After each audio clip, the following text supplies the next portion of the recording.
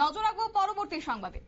America যে জায়গায় পারছে সেই জায়গায় আজকে ভারত নয় কেন, এই প্রশ্নটা রীতিমতো যখন উঠছে তখনই বিষয়টা দাঁড়াচ্ছে যে বাংলাদেশি অনুপ্রবেশকারীদের প্রত্যর্পণ নিয়ে রীতিমতো প্রশ্ন তুললো কেন সুপ্রিম কোর্ট। আসামের ট্রানজিট ক্যাম্পে আটক 63 জন বাংলাদেশি অনুপ্রবেশকারী, এমনটাও খবর পাওয়া যাচ্ছে। তবে বিস্তারিত যাব, আমাদের সঙ্গে রয়েছে প্রতিনিধি সম্রাট চৌধুরী। সম্রাট, আজকে যে বিষয় উঠে আসছে বাংলাদেশি অনুপ্রবেশকারীদের প্রত্যর্পণ নিয়ে এবার প্রশ্ন তুলেছেন সুপ্রিম কোর্ট, কি জানতে পারছো, কি রয়েছে বিষয়টা? দেখো, সুপ্রিম কোর্টে আজ এক আসাম সরকারের এক মামলায় কিন্তু বেশ কেন্দ্রকে কড়া মানে হুঁশিয়ারি দিয়েছে সুপ্রিম কোর্ট। সুপ্রিম কোর্টের প্রশ্ন, আমেরিকা যেভাবে অবৈধ অনুপ্রবেশকারী ভারতীয়দের বা যেভাবে ফেরত পাঠিয়েছে, সেভাবে ভারত কেন অবৈধ বাংলাদেশিদের ফেরত পাঠাতে পারছে না।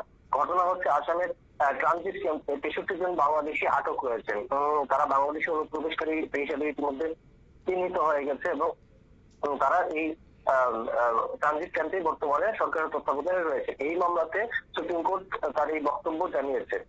2009-এর যে নাগরিকত্ব আইন রয়েছে, সেই আইনে কিন্তু স্পষ্ট বলা হয়েছে যে কোনো অনুপ্রবেশকারী যদি চিহ্নিত হয়েছে ভারতীয় নন, তারপর তার ভারতীয় নন সেই বিষয়টি নিশ্চিত করার পর তিনি যে দেশের নাগরিক, সেই দেশের নাগরিকত্ব নিশ্চিত করে তাকে সঙ্গে সঙ্গেই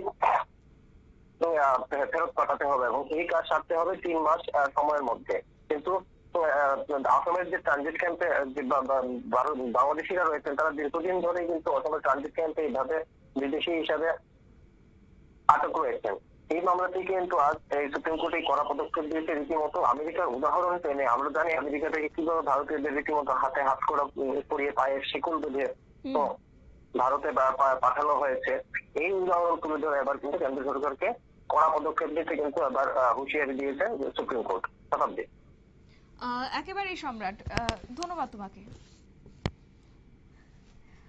এবার কার্যত রীতিমতো সুপ্রিম কোর্টের প্রশ্নের মুখে পড়তে হয়েছে ভারতকে, এবং সেই সঙ্গে জানিয়ে রাখি যে একদিকে যখন ডোনাল্ড ট্রাম্প ক্ষমতায় বসেছে তারপর থেকে কিন্তু যারা অভিবাসীরা রয়েছেন আমেরিকাতে তাদেরকে এবার সরানোর মতো রীতিমতো উদ্যোগ গ্রহণ করেছে ডোনাল্ড ট্রাম্প, এবং অন্যদিকে এবার ভারতকে প্রশ্ন ছুড়েছে সুপ্রিম কোর্ট এবং ইস্যু টেনেছে কার্যত আমেরিকা যদি পারে তাহলে ভারত নয় কেন, এমন বিভিন্ন প্রশ্ন এই মুহূর্তে মাথা চাড়া দিচ্ছে। তবে যাই হোক, নিয়ে নিচ্ছে ছোট্ট একটি বিজ্ঞাপন বিরতি, সঙ্গে থাকুন।